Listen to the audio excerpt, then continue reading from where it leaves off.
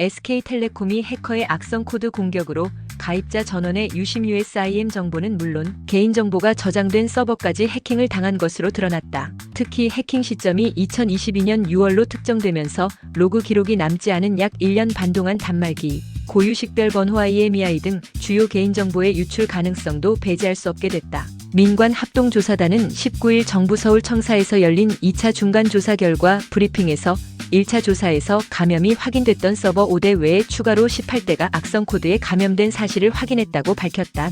이로써 해킹 피해를 입은 SK텔레콤의 서버는 총 23대로 늘어났다. 이 가운데 2대는 고객의 이름, 생년월일, 전화번호, 이메일 등 가입 시 입력하는 개인정보가 일정 기간 임시로 저장되는 서버였다. 1차 조사에서 개인정보 유출 가능성은 낮다고 봤으나 이번 발표로 해당 가능성이 현실화된 셈이다. 또한 이 서버는 통합 고객 인증 시스템과 연동돼 단말기 고유 식별번호 IMEI도 일시적으로 저장하고 있었던 것으로 확인됐다. 이 정보는 휴대전화 복제나 금융사기에 악용될 수 있어 유출 시 2차 피해로 이어질 우려가 있다. 조사단은 IMEI 정보를 저장하고 있는 서버 38대를 우선 점검해 악성 코드가 감염되지 않았음을 확인했지만 포렌식 분석을 통해 감염된 서버에서 별도로 보관된 파일에서 총 29만 2,831건의 IMEI 정보가 발견됐다고 설명했다. 조사단은 지난해 12월 3일부터 올해 4월 24일까지의 방화벽 로그 기록을 토대로 이 기간에는 데이터 유출 흔적이 없었다고 밝혔다.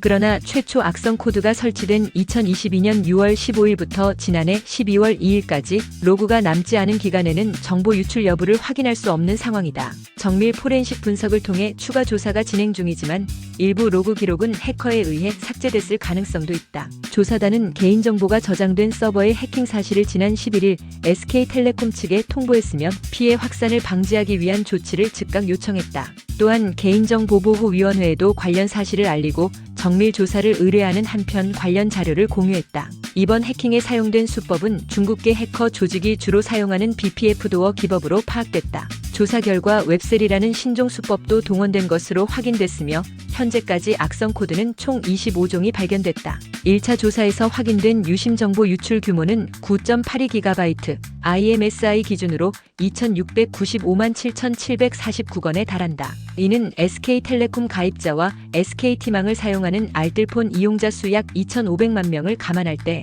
사실상 전 가입자 정보가 유출됐을 가능성이 있다는 의미다. 조사단은 지난 14일까지 SK텔레콤의 리눅스 서버 약 3만 대를 4차례 점검했으며 윈도우 운영체제 서버와 기타 장비에 대한 점검은 다음 달 말까지 계속될 예정이다. 더불어 통신사 및 플랫폼사 보안점검 태스크포스 TF를 구성해 SK텔레콤을 포함한 주요 통신 플랫폼 기업 4곳에 대해 주 단위 점검을 진행하고 있다. 국가정보원은 현재 중앙행정기관, 지방자치단체, 공공기관 등을 대상으로 별도의 보안 점검을 실시하고 있으며 민간 및 공공분야 모두에서 아직까지는 추가적인 피해 사례는 확인되지 않은 상태다. 업계와 보안 전문가들은 SK텔레콤 해킹 사태가 기업 단위를 넘어 국가 안보와 직결된 사안이라며 정부 차원의 체계적인 대응책 마련이 시급하다고 지적하고 있다.